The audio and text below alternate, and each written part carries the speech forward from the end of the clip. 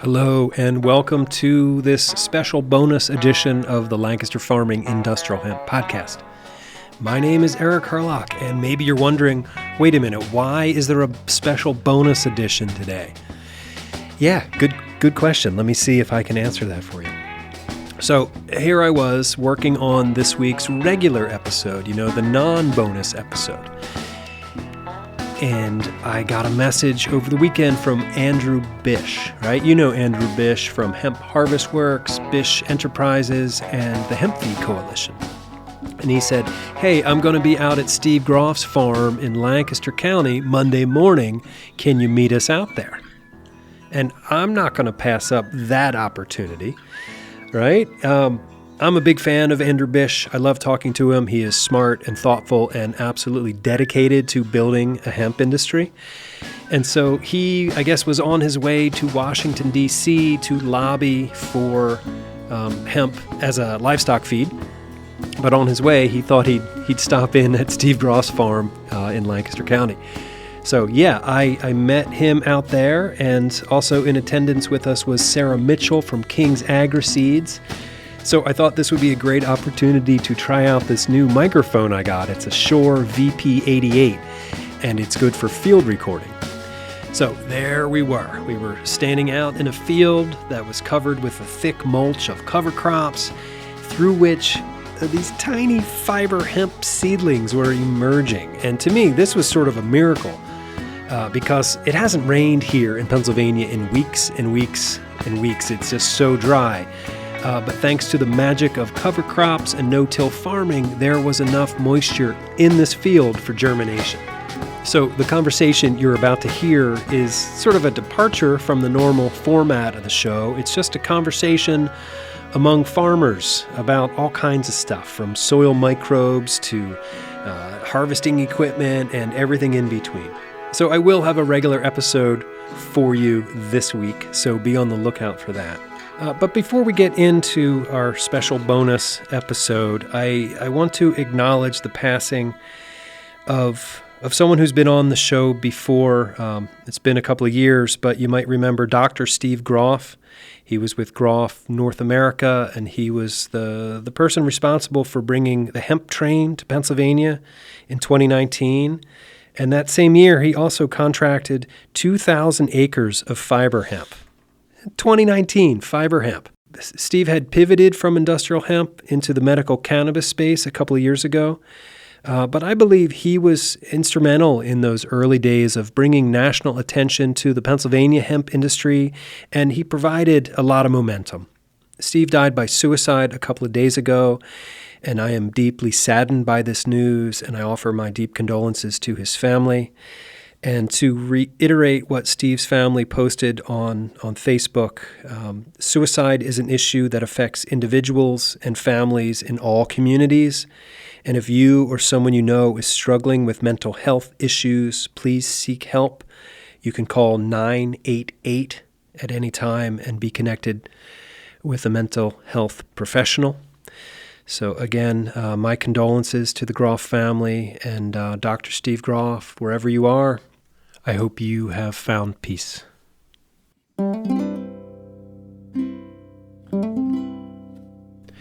Okay, so now let's hear this conversation that took place in a hemp field out there at Cedar Meadow Farm in Holtwood, Lancaster County, Pennsylvania.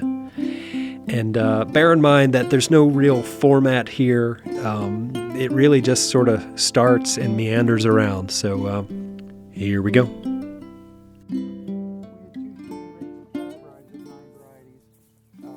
Target of 1.2 million and 700,000.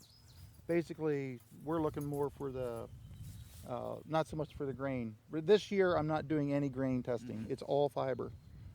So we're looking basically for the fiber use, and then the lower seeding rates are for the herd. And what we want to do is to literally take bales out of the field that were harvested and kind of on a field scale, not just research scale, and take those bales of each different variety and then each different seeding rate, and then get them evaluated according to what the end users want or the next step want.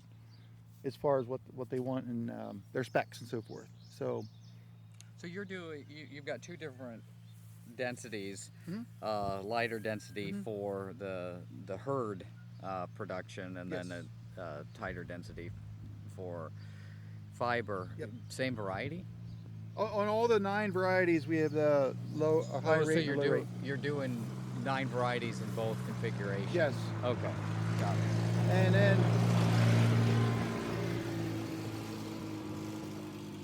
And then we take it a step further, and you'll see that out there we have 15-inch rows on the one field, and the other field 7.5-inch. We drilled. Everything's still the same. It's the same 9 varieties, but drilled versus 15. And each of them are in the drilled section are a high population and a low population. So we're looking at 4 different things. Seeding rate on both 15 and 7.5-inch rows, and then the 9 varieties. So that's the big thing that I'm doing this year. So I have a few other things scattered around in some of the fields where we tested a few things. There's nothing really to see right now, but we planted this here at 1 3/8 is what we targeted. 1.5 inches. We dug some up the other day. That's about what it was, and that's deeper than normal, but that's because it was dry and there's no rain in the forecast. And I think we chose right. We could have maybe went a little deeper, but if it would have been wet and there was rain in the forecast, we would have went much lighter. And I think that's a story that I need to tell in the context of helping farmers to manage this crop. I get That depth, you have to the planting depth? the planting depth has to be managed according to current moisture conditions and expected. Yeah. And that's a risk you're going to have to take because there's we're How do you farmers. know what future? We're farmers. Yeah. But last year we had 5 acres here, and now that was the variety Yuma, which is a large seeded variety and well known to be very good emerger. We sunk them into 2 inches deep just to see, because I heard some guys in Ukraine did that, and I'm like, didn't believe them. Well, it came up, but 1.5 inches was the sweet spot for last year for that variety. But these smaller seeded varieties are different, and so seeding depth. All of these are nuances that we need to be checking and testing now. And it depends on soil type. There's so many variables that, if you ask me how deep to plant hemp, I will say, I don't know. Yeah. And then we start asking questions, and then based on seed size, number 1, the genetic early vigor, probably is the second one, and then what are your current conditions and expected conditions in that order. And the difficulty that we have is we can only do it once a year. That's right. So last year we had, here in Lancaster County, we had ideal growing conditions. Roughly 1/4 to 1/2 inch of rain a week. It was incredible. And this No, year... an inch, more than that. It would have been more than that, right? No, a week. So per month we had like at least 2.5 inches in May, for example. Yeah. This year we've had Nothing. couple, Very little. couple tenths. Cold too. Yeah, we were chilly. Yes. I'm up to, we got 200ths Saturday evening. So I'm up to 0.57 since May the 1st here, and I'm ahead of a lot of people, actually.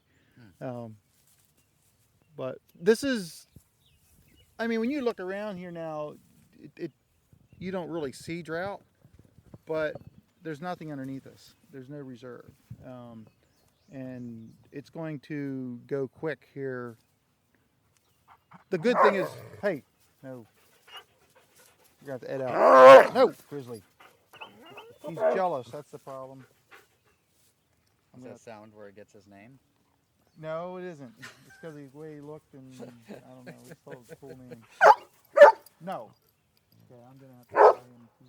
Hey, Mark, can you please call Grizzly? He doesn't want to go. I'm going to have to take the dog and tie. I'll take him.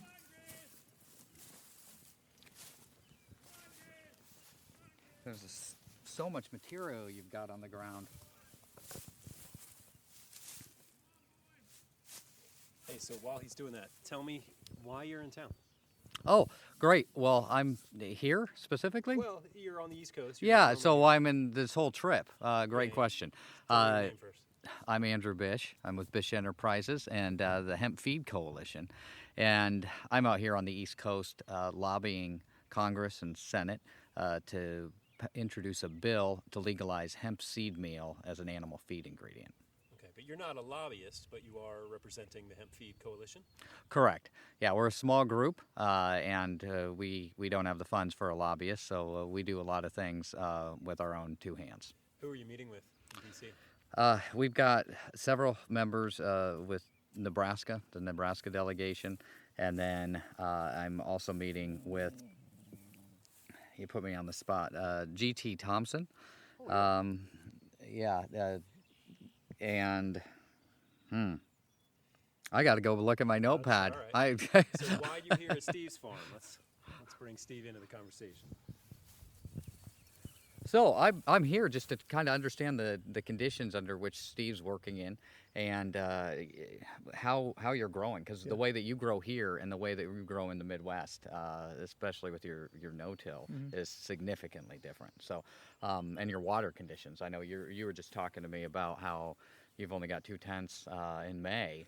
And while that's not a lot of water for sure, what we see in a lot of areas of the country that are trying to grow hemp right now they're in severe drought for several years. So they've experienced several years of this problem.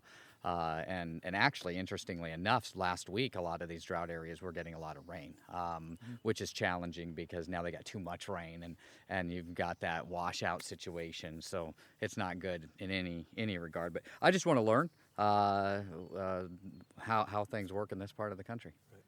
Do you think this no-till model could work in Nebraska? Yeah, I mean, I think we have to look at how we move into no-till farming. We've got too much tillage, we've got too much waste, and the resources that it takes are just too extensive. So I think Nebraska farmers have to look at how do we incorporate some of the no-till and reduced tillage strategies. I'm not sure if it's going to be no-till, but definitely a reduced tillage strategy is going to be important for our area. Steve, have you done work with farmers out in Nebraska for no-till? Yeah, I have. Why don't we just pause until he comes by here, Well, okay. so we don't have to fight the background noise. Actually, let's try out the mic.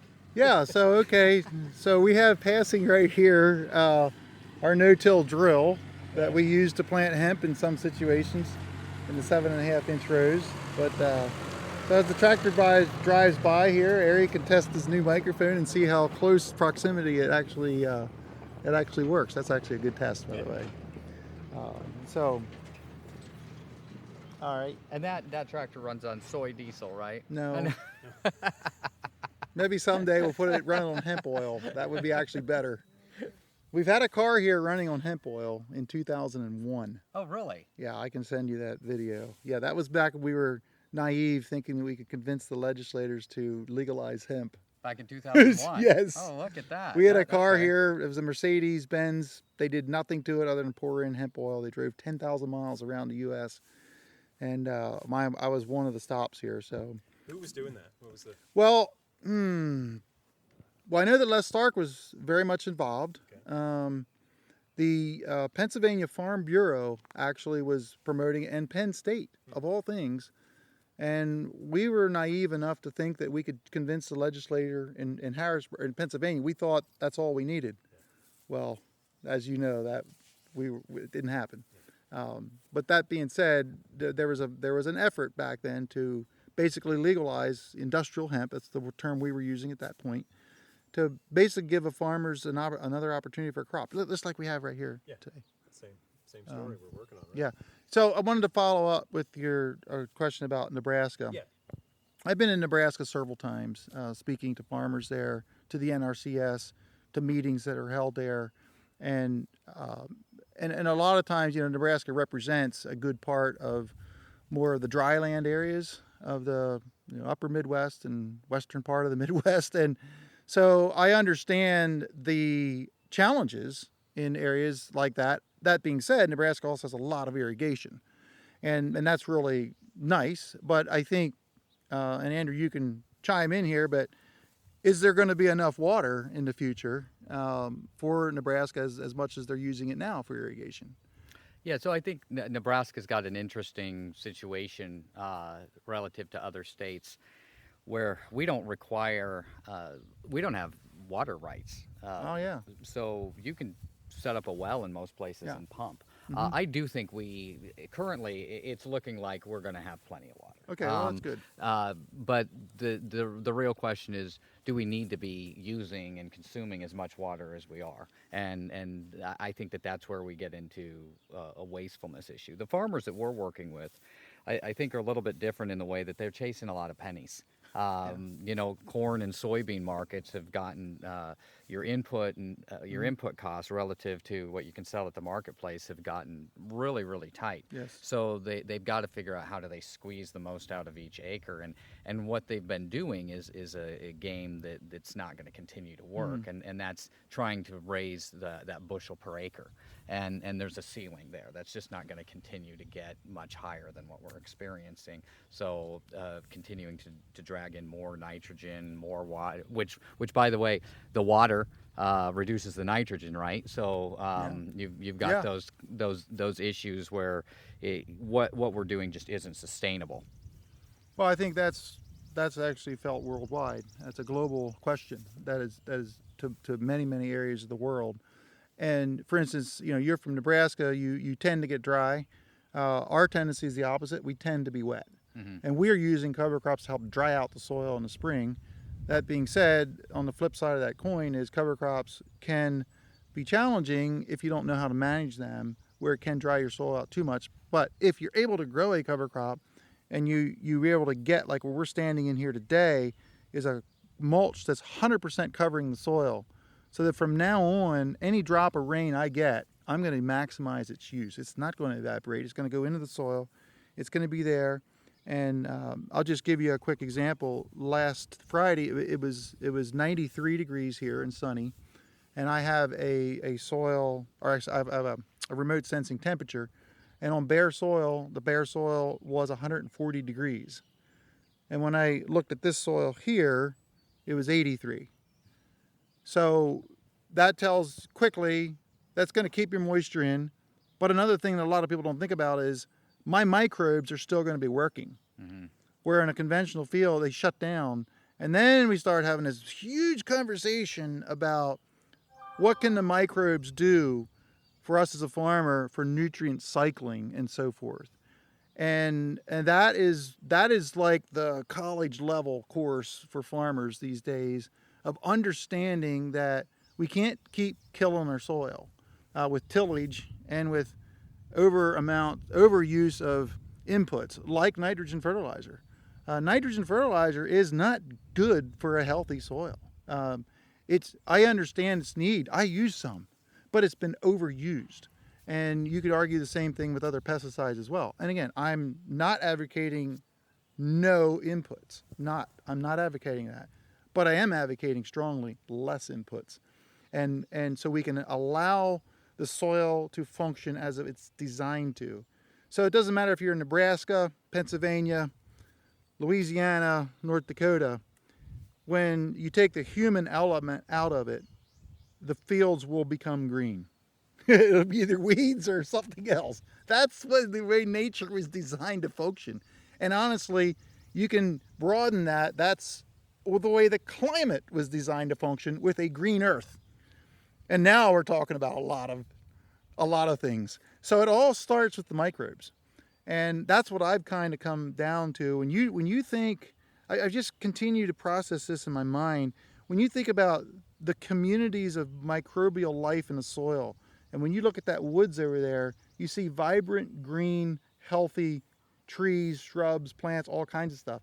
And there's been zero inputs applied to that. How does that work? And then how can we take that function and mimic it to grow food or fiber? That's the question I'm asking now. And I think in the context of agriculture, 2023, in this century, we need to be kind of looking at how was the soil designed to function. And when you look at the communities of microbial life in the soil, and if we can somehow foster that, nurture that, we won't need a lot of these inputs. Now that was a mouthful there, but you got me going. I did, yeah. Well, what I'd say is I agree. When you look again at Nebraska, or even we go into Kansas, we've got to find ways not only to retain moisture, because those areas just aren't getting the moisture, but when you look at the fertilizer inputs, they're just too expensive. We work in sorghum. I suspect you don't have much for sorghum out here. Maybe not some much sweet grain. sorghum from place to place, but it's mostly grain sorghum. So we design a special piece of equipment to harvest sorghum, and what we're doing is we actually leave about 18 to 20 inches of residue on the ground, so we leave that stalk there, but we can pick on the ground. And the reason that we do that is because places like North Texas, Oklahoma, Kansas, eastern Colorado, south of North Dakota, they got to catch snow in the winter because they're not going to get it in the growing season. So that might be their only opportunity. And if they don't have residue on the ground, they're just not going to achieve that. Now, if we could figure out what are the cover crops that they could introduce so that they could experience that year round, that would help those farmers dramatically. I think one of the challenges we see, though, is my grandpa did it this way, my dad did it this way, we're doing it this way, the agronomist says to do it this way, and they don't understand what to do. And we see that in our county, where we've got one of my neighbors, which is a cousin, they just converted 240 acres over to organic. Okay. And then and they've struggled year after year after year. I mean, it's a mess. And then we look at some of these other people in the county that are trying to experiment with these practices, and it's one disaster after another disaster after another disaster. And while people know that they got to do something different, they don't know what it is. And I think that what we see is where they're combining the two things, and people don't realize that, if you have a healthy soil structure and then you start introducing a lot of nitrogen to that, you're gonna stop that healthy soil structure that you have, and they're not quite understanding the full picture. But again, that comes from they don't have the answers to the questions that you're starting to ask. Well, I like to say that everything we're talking about here is, cover crop, no-till, simple concepts, but very complex to pull off. And then, we have this term now, we use regenerative agriculture, which is kind of like the buzzword. And that's where I'm at. That's where I put myself. But what is regenerative agriculture? Well, you ask 10 people, you get 10 different answers. But we know generally what it is. It's generally less tillage, more cover crops, pretty much, and diversity, and put animals in if you can. That's the simple version of it. And but to do that successfully, it's going to look different on each farm. And that's why I like regenerative, I'll say it this way, better than organic, because organic kind of has a set rules, kind of a national standard, so to speak. The regenerative certifications that are kind of coming out now are more looking at an overall net score that you get from various parameters that they're looking at. So my farm will look different than Andrew Bish's farm in Nebraska. But our scores, we would like to have them the same or to a certain threshold. And that, to me, is going to be better looking forward into the future, because it's all has to be somehow regenerating the soil, making it better. And Andrew, you alluded to the headwinds we have of landlords, even rented land, chemical companies, agronomists. They all can be headwinds. And the problem is there's no money for many companies in soil health. Yeah. There's not much money to be made there. So you don't see a lot of guys wearing their hats that say, soil health. Soil health is a management that the farmer has to do. And so, it's more than about education. How do we educate? And I spent the last 30 years doing that myself. And the more I know, the more I don't know. But that's what we like about farming, because we never figure it out. And with the technology we have now, there's a lot of exciting things going on. I mean, the way we're standing in 15-inch row hemp here that's coming up fairly nicely, and a heavy cover crop, probably 6,000 pounds of dry biomass here. Per acre? Or more. So just looking at that took a very highly specialized planter. to be able to do that, and we can go in and look at that a little bit later. Yeah.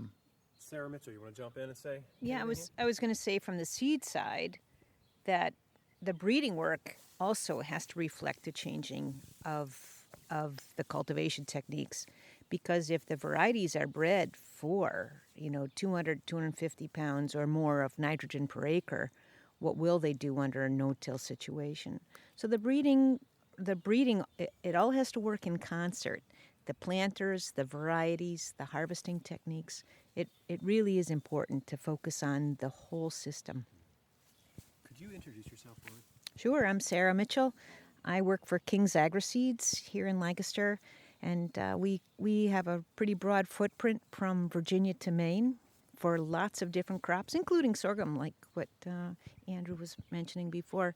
I'm the hemp specialist, so I'm here looking at some of my varieties that Steve has planted on the farm in various situations. So we work together. Soil health is a big deal for us, and it's exciting to have Andrew come. Yeah. Can I get you to give me a quick introduction too, because I forgot that. All right. So I'm Steve Groff, third-generation farmer from southern Lancaster County. I've been growing hemp since 2019, started with CBD, and then in 2020, actually I did plant a little bit of fiber in 2019, but I started getting more into the fiber and the herd side of things, and this year I have 50 acres in the ground right now, and consultant for a couple different companies and helping farmers learn how to grow this crop using regenerative agriculture methods. Excellent. 50 acres of no-till hemp, which Yeah, might be the most no-till hemp in the country right now. I don't know. There's some other larger farmers that are doing no-till, so Okay. I don't know. Okay. All right. Thank you. I got a question. So when in your book, you talk about using a lot of different cover crops, sometimes over 50. How do you determine what you're going to use for a cover crop situation? That is an excellent question, because I'm still asking that question myself. It's anytime you go over 3 to 6 cover crops, the added number of cover crops does not give you, the same amount of benefits as the first 3 to 6. And I found that from my research when I did for the my cover crop days when I was really getting into this 15, 20 years ago now almost. But the other thing that we found is when you get into the 12-way mix, 20-way mix and so forth, there is nuances there that's worth doing that for. And most of them have to do with, I'll say it this way, waking up microbial communities that particular plant may exude, the exudates or whatever. For instance, here in my farm, I don't know if there's ever a sunflower ever planted in this farm until 10 years ago, 15 years ago. So from where you come from, you probably have sunflowers around the area. At least they do a lot of places in Kansas and so forth. But that was a new species for for my fields. And that can help, and I'm going to have to go on what some of the researchers, scientists tell me too, that can help wake up some of the microbial communities. I was just on Saturday talking to a friend of mine who's really into nutrient density in vegetables, which is another key component of mine, of interest that I have. And I asked him, I said, what increases nutrient density in vegetables the most? What is the key factor? And his comment right away was diversity of species. When they have diversity of cover crops planted before a tomato or whatever they're measuring, that's when they get the highest nutrient density. And I said, what about products that we put on? He said, products are not as influential as mixed species of plants. And that can be a cash crop. That counts. So there's all different kinds of ways we can address this, but I'm becoming more and more convinced that diversity is kind of where the magic happens. But back to your original question, 3 to 6 varieties is great. Now the problem is, the challenge when it comes to October, we're limited to 1 or 2, 3 maybe. And basically when it comes to November, it's pretty much just cereal rye around here. The challenge we have here in the Mid-Atlantic region is we have, right here in my zone here, 6B, we have the most freeze-thaw cycles of almost any place in the nation. We just do. And that can be hard on small seedling cover crops that are planted in the fall because of the freeze-thaw cycles. If you ever grew alfalfa, people will understand heaving of alfalfa, where the ground freezes and expands and rips the roots apart and kills it. But we're developing cover crops now. I have a variety called Winter King Hairy Vetch that I've selected to be able to withstand our multiple freeze-thaw cycles, and it's more hardy, so we can plant it later. So that's kind of, we're trying to address this diversity issue. And then, you know, as far as the mixes, when you go into areas that typically get 20, 30 below zero, if there's snow over that, a cover crop can usually survive. But if there's no snow, you got to have a pretty tough cover crop if you want it to survive. And basically cereal rye is the one that we measure. So you might be down to one. But I tell farmers that what if you have an early harvest? If you harvest just 3 weeks sooner, that you can plant a hairy vetch, a crimson clover, an Austrian winter pea, you want to do that. Take advantage of that 1 year in 10 maybe. That's high level management to get this diversity in their systems. And then we got to be rethinking our cash crops. I mean, right now, another headwind is government programs and crop insurance. That's stacked against the soil health movement. It does not incentivize, it does not encourage all these things. My argument is we wouldn't need as much payout for crop insurance if we allowed farmers to be more flexible in the crops they grow, or maybe even support some of the minor ones that aren't supported now. And I'm not a big fan of subsidies, but I get it. You know, it's good to have a safety net for some things. I think the safety net's a little high for some crops, but in order to really push the whole regenerative theories forward, the regenerative practices, there has to be a whole look at this from the top down. And I don't have all the answers for that. From my little world here in Pennsylvania, I'm not a corn soybean farmer. So I get that. So I'm not going to make any national pronouncements here. But I will say this, that government programs generally are not helpful in promoting soil health. When you look at, you say you're not a corn and soybean farmer. I presume you've worked with a lot of corn farmers. Yes. For cover crops. Mm-hmm. And let's just work with somebody local that you've worked with. Mm-hmm. What would you recommend for a cover crop with corn mm-hmm. here in Pennsylvania? So, you haven't done a soil profile. You don't know anything. So for a Pennsylvania corn soybean grower, we have now, I can say this with some high amount of confidence, we encourage growing a shorter season soybean. So typically, I remember 20 years ago, our full season soybeans was 4.0, 4.2, 4.3. Now we're encouraging a 2.7, a 2.5. So we can be harvesting soybeans in the middle of September. And then we can plant, we can plant several different species of cover crops to set up for our corn next year. That's strategy number one. And I'll say reason that works is Pennsylvania soils aren't as deep as a lot of the Midwest, and we do get dry in August. So we don't benefit a lot from those long season genetics. So that's why the shorter season works. And that has been, you talk to any soybean salesman in the state, and they will tell you there's been a clear trend to shorter season beans. And part of the driving force of that is to get cover crops in the ground. Because we live in the Chesapeake Bay, and there's been a lot of incentives, encouragement to get cover crops in the ground. Going back to corn, and the other thing is to plant a small percentage of your acres, maybe 10%, in a shorter season hybrid for the same reason as soybeans. But corn has not been as consistent. And plus, it takes longer to harvest corn. You can't get it off as quickly, the acres, as soybeans. So when you think about how all this works, you plant a lot of your beans short season, get them beans off, plant your cover crops, get your first little bit of corn off that's short season, and then start working in your combining corn. You're planting cover crops every day.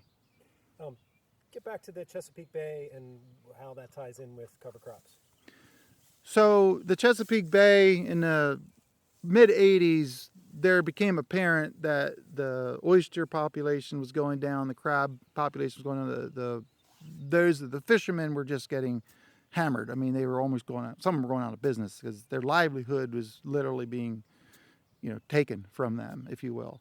And, I would be one of those farmers in the 80s. I started no-till not for the reasons of the Chesapeake Bay. I could have cared less about the Chesapeake Bay.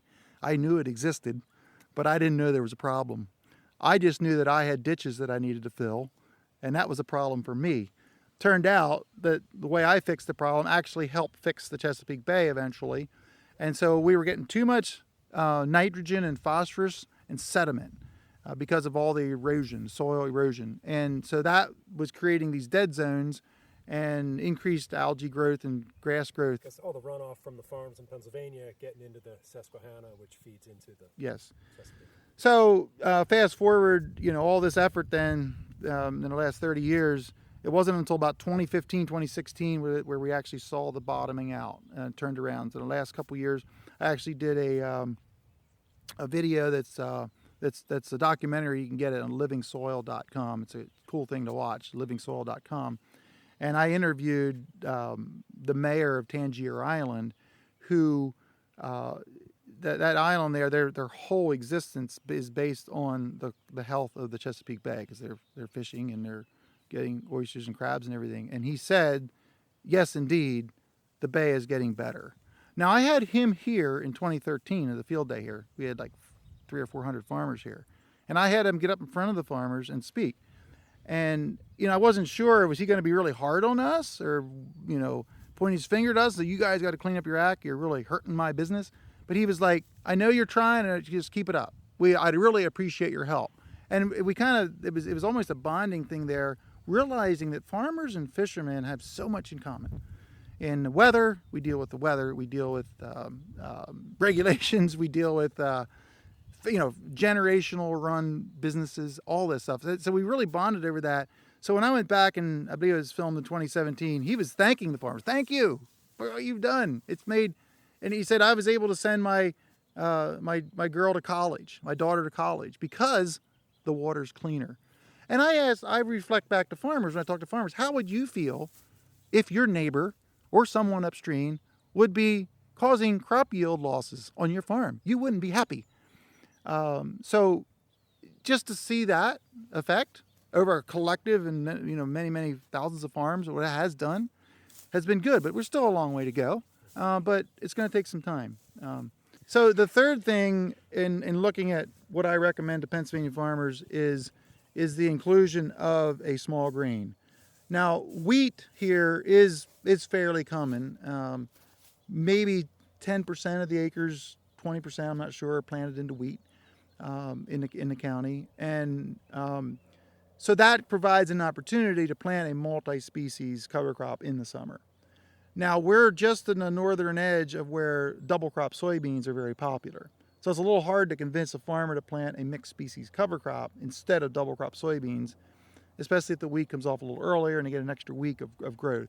But that being said, more to the northern areas of Pennsylvania, that has been a kind of a no-brainer where you can get a multiple species cover crop planted in the summer, because then you can plant your 20 varieties.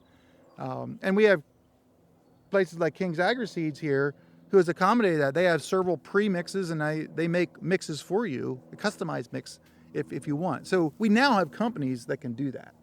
So you provide cover crop mixes that farmers can purchase? Yeah, not only do we provide them, but we actually research them. Steve talked about Winter King vetch being suitable for this area. We've actually found that right down to the species or the variety can make a big difference in the outcome of the success of that cover crop. So, for example, all triticales are not the same, but when we incorporate variety A or variety B or variety C, there is a difference in the success of that cover crop. And when it comes to hemp and corn and other cash crops, we've also found that a particular crop, a particular mixture, will actually promote corn versus hemp, tobacco versus hemp. Another mixture will promote tobacco, but not so much corn. And then we have couple of mixtures that really promote the hemp. And they are all different, but each of those crops is a high nitrogen demanding crop. And it is phenomenal. It's remarkable. It's to see the trials that we're doing and see how the cash crops are responding after 9 months or 6 months of a cover crop. And that's part of it too. You talked about taking off corn or soybeans at particular times. We're also working with relative to planting time. And we're also working with our geography. What works in Pennsylvania may not work in New York. So depending on where you are, even up into Maine, we have different recommendations based on your location, first of all, the crop that came before, and the crop that comes after. So you are right when it comes to planning, Steve, looking at multiple years over time. Developing a cropping plan for your entire farm for several years out is just really a smart thing to do. So I want to back up what Sarah said. I've been to their field days. I've spoken at their field days. And what King's AgriSeeds has done is they'll plant maybe 10 different mixes one way, and then they'll plant the cash crops the other way. So you can see how each cash crop reacts to the mix. And that's what we have to do. That's the kind of research that we need to be doing now. So for me, how that relates to hemp, when I put up my hemp maize in 2021, about 2/3 of that hemp maize, I had planted that field in hairy vetch and cereal rye. Now I knew that hairy vetch was really a good cover crop in front of hemp from a CBD time that I planted, because I could just tell it really thrived. And so I knew that obviously it is a nitrogen fixer, so that's good. Hemp needs some nitrogen. But the other third of that field, that was 2/3 was cereal rye and vetch. The other was black oats and hairy vetch.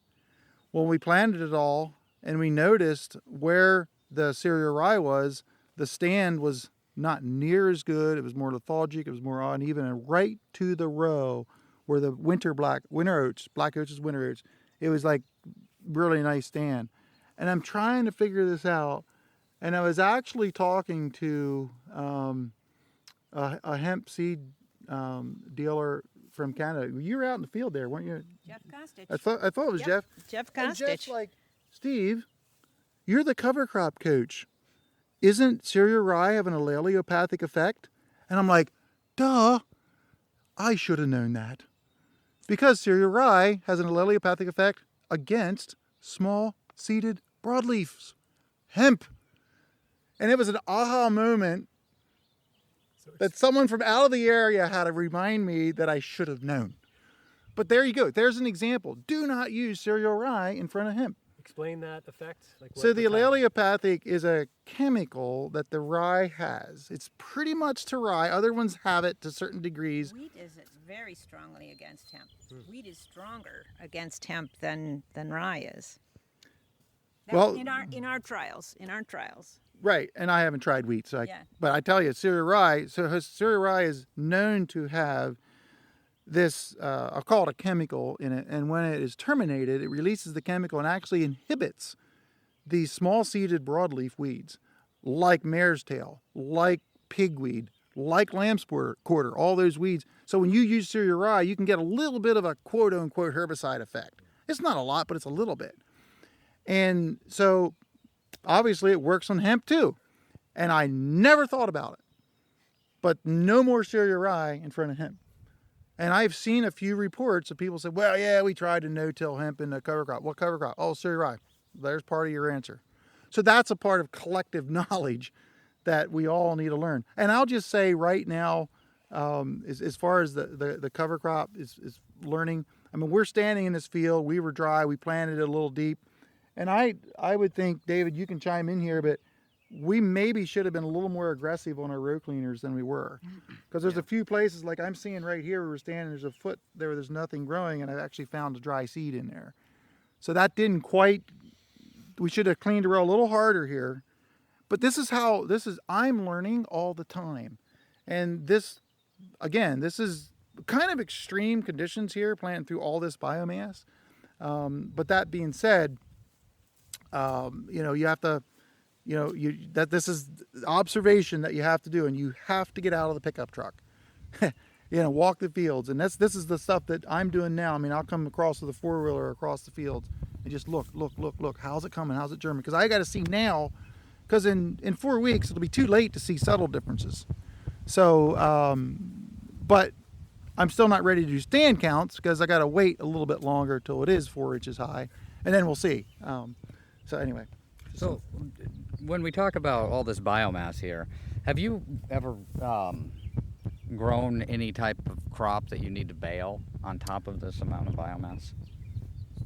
What do you mean, that we bail the biomass off in order to plant? No, to keep that. So have you ever grown like a hay crop Mm-hmm. or a wheat crop or something that you're going to lay down and then bale it, and you already have this mat underneath of it? And you don't want to rake this up? Yeah. Well, that's a great question for you, Andrew Bish, the champion of making equipment. And I've talked to you about this a little bit. So last year we had our fiber hemp, and the thing that really disturbed me in many ways was we have a rotary rake. It's right there. Yep. We have a rotary rake, and in order to rake up the hemp, we swept up my cover crop. Now, number one, that's debris. That old decaying cover crop, the processor doesn't want. That's no good. Yeah, I get it's nothing for waste. that. The other thing is it cleaned my field off. I had a bare field. I didn't like that either because I like my soil to be covered. So that was 2 big strikes against me. So now we're like, okay, we're going to have to get some equipment here to be able to handle hemp after it's harvested. So I'm not raking up my biomass, because this is still going to be here. Some of this is going to be, now if we turn wet, half of it will be gone by harvest. But if we don't, a lot of this will break down by oh yeah, harvest. the vetch, a lot of the vetch will be gone because of Okay. the increase, the earthworms and everything in here is phenomenal. They're pretty deep today. They're not at the surface because it's so dry. But a lot of the vetch will get down. Now some of the black oats there will still be staying because it's a higher C to N ratio. It takes longer to break it down. So that being said, what I'm looking into now, I know of no retting type equipment for the retting of the hemp to control it that won't sweep up my rolled residue when I plant it. So what I'm looking at now is looking into some sort of a hay merger type with a That's pickup. where that merger conversation Right. came in. Okay. So we need to talk a little bit more about that. But so I want to set the pickup, 2 inches, 3 inches off the ground, and my hemp's going to be cut 6 inches off or whatever. Hopefully it's going to be most of it up that I can pick it up without picking this up. So we want to use the hay merger concept. And anybody's familiar with hay equipment, just look up hay mergers and you'll see them. It's like a pickup on a baler, any kind of baler, but it's wider. Now we don't want it too wide because when we ret, we want there's belts on it running, and you can set them to you can almost like break it, but you can set them, if you set them to go faster, they kind of spit it out and it kind of turns it over. We think it's going to do a pretty good job at retting, and then when we go to bale, we'll merge 2 rows together and make a nice row to go in and bale. Okay. That's our thought. So you're thinking that when we Yep. cut the hemp at this area, then Yep. we're going to be able to lay that on and then Just pick it up get underneath and move that it. without actually coming Correct. in contact with That's the the ground hope. here. Okay. So it's mechanically possible, but it doesn't exist yet. Is that what I'm hearing? So Well, I guess for- if we haven't seen it in action, right? So- That's really the question. So, as in anything with a new crop, we have to start with existing equipment that we have. And right now, rotary rakes work pretty good to gather up hemp. You don't have to buy anything special.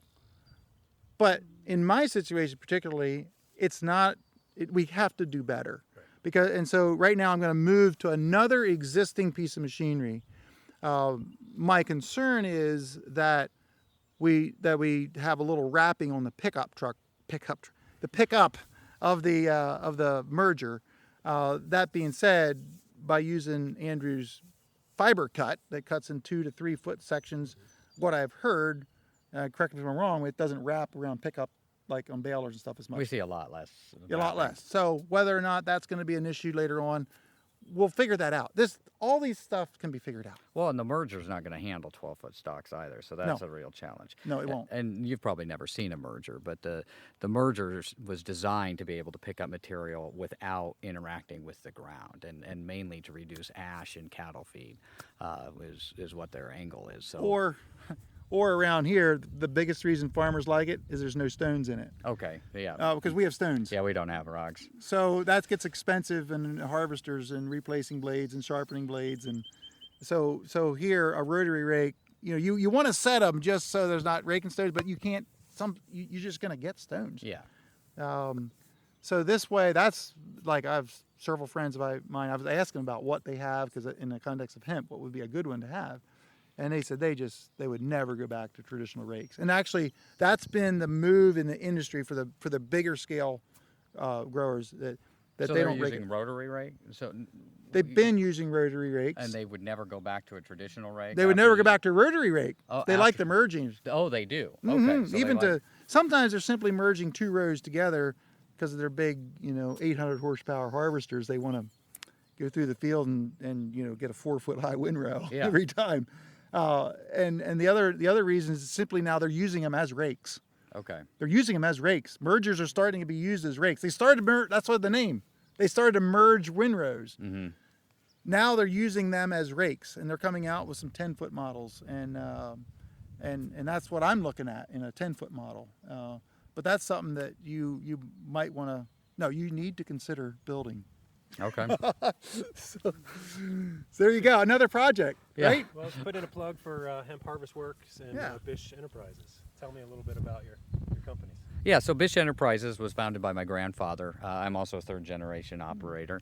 And ultimately, our company focuses on solving the problems that the big ag companies don't solve. And Hemp Harvest Works came out of the illegality of hemp and my desire to protect the main company. So Hemp Harvest Works is the front company for Bish Enterprises that focuses on developing and engineering hemp-specific equipment. So is this challenge that Steve offered you something you want to take up? Yeah, I actually think it's in our. It's similar to some of what we're working on. Okay. We're actually putting together a 27-foot pickup header right now. Okay. For a ryegrass that they grow up in northern Minnesota, and so we're working with pickup technology this year, and so we're going to learn a lot, and we have been over the past few months developing this large-scale pickup header. Just a question there. You said that 27 foot. I wonder what would happen. Would it be an adequate redding if you would just simply pick up the hemp and spit it out the back on the full swath? Follow me. Oh yeah, I mean That's a new thought. Yeah, to me. that's a good idea actually, No? because yeah, I mean, if you're looking at, well, I think it depends on your area, right? Because Sure. if you've got heavy moisture, that makes a lot of That's sense. us. Yeah. Typically, so we always ted our hay. It's standard practice. I had a guy from Montana visit my farm once. Says, "I want to see a hay tedder." He said, "I've never seen one in my life." I'm like, what? Yeah, he said, "We just take a 16-foot swath and cut it to 4 feet and bale it 4 days later and never touch it." Well, you can't do that here. Contrary to the way it feels and sees right now, we're having your kind of weather right now. But normally we always ted our hay. We cut it, and a lot of times we'll ted it the same day. So this thought just occurred to me. Maybe we could just pick it up and spit it out the back, and that'll stir it up enough. I don't know. I mean, it's worth looking at. I mean, ultimately, you're trying to get that microbe activity to happen on the stalk level, and we still got a lot to learn there too, right? As to how that works. We grow a lot of hemp out in southern Colorado, and you can flip it or leave it, doesn't matter. It never will red. It's just so Too dry. that redding doesn't occur. Well, the other thing too is what is the end processor going to use? Because I know, Sarah, you're talking about some of your connections. They don't want redding very much, right? It's not. It may not be necessary in their process. So, it's very complicated, and understanding the market that's concurrently developing. While we're developing the agronomics and how to harvest or plant or fertilize, the processors, the manufacturers are still working on their specifications. Yeah, I think you're right. You've got different pieces of equipment, and depending on if you use a roller breaker equipment, for instance, retting really helps that because it reduces the amount of power necessary to break that up, and it produces a cleaner material at the end. If you're using a hammer mill, you might not find that same effect. And then you do have your people that are interested in clothing manufacturing, which that's going to be a very small percentage, right? You might have 0.5% of the industrial hemp might go to clothing or 1%. But they don't want retting at all because it produces an inconsistency in the coloring. So they'll likely do some sort of chemical retting process, which is highly likely. Okay. Well, yeah, it like Sarah mentioned, this is going to be, we look back 10 years from now, and I'm just assuming that we're going to, understand how little we really knew, but we get that. But that's why I'm excited about this plant. It has so many options, so many opportunities out there. I enjoy pioneering things and, working with people like Andrew here and in the machinery side of, we need machinery innovation. Nothing against John Deere, but John Deere is not going to lead the way. Well, coming to the beginning of this conversation, I think one of the advantages that hemp has is it forces a change in the way that you farm. When you look at talking about the Nebraska farmer or the Kansas farmer that's struggling to make some of these transitions, if you decide that you're going to grow hemp, you have to change. You don't get to stay in the same lane. Where if you're going to do corn and more corn and more corn and more corn, you don't have to change lanes. You can watch it that things are getting more difficult, but you don't there's nothing forcing you to make that change. But hemp requires that change to be made. Good point. It's a catch-22, right? You want to diversify your farm and diversify your revenue streams, but that requires a complete change of attitude and decision process, and it might involve acquiring new equipment, which is very expensive, and that's where everyone but the early adopters pretty much wait for everybody else. So. Well, I see that a lot of the people that are attracted to hemp, it's not hemp specifically that they're attracted to. They're attracted to the agricultural change that hemp represents and how it can help their farm. So when we think about the traditional hemp farmer, most of those guys aren't enthusiastic about hemp in maybe the same way you and I are. They're enthusiastic about their farm, their soil conditions, their rotational crop, and hemp is a ticket to some of that success. A couple of my farmers, after they've grown hemp on their ground, have said that the drainage is better. They're actually able to get into the field earlier in the spring, which means more weeks of growing time for whatever comes later. And that's not just one season. That effect has remained in place for quite a while. So we're testing that right here in this field. We had hemp last year with the Heartland Industries. That's part of one of the grants I'm working with. We're going to plant... They're out of Michigan, right? Yes. Tim Almond, I think, is. Yes, you're right.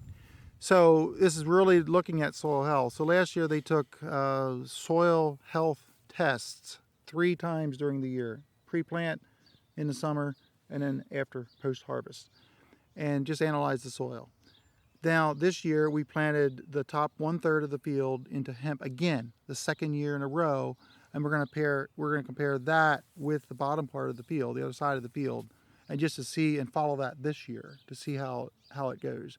So to your point, Sarah, there is a soil health benefit to this plant. I think farmers get that. They understand it, and that's good. Then it comes like, okay, I want to do this for that reason, but then how do I do it? And that's where we all come in here to try to make it happen.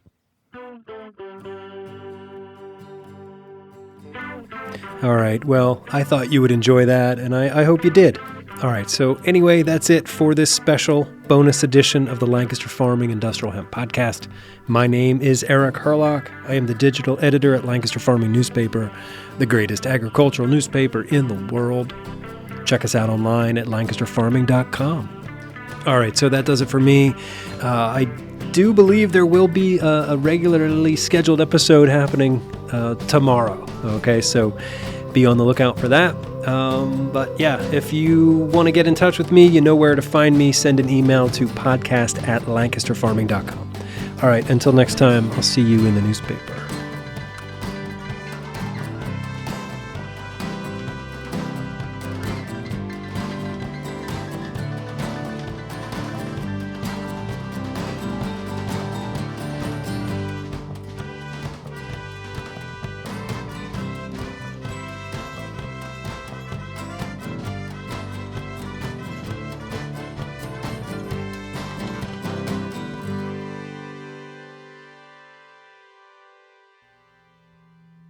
Industrial hemp. This special bonus episode of the Lancaster Farming Industrial Hemp Podcast is copyright 2023 by Lancaster Farming Newspaper, part of the Steinman Communications family. Today's show was written and recorded, edited, and produced by Eric Herlock, and the music you hear throughout the show is courtesy of Tin Bird Shadow.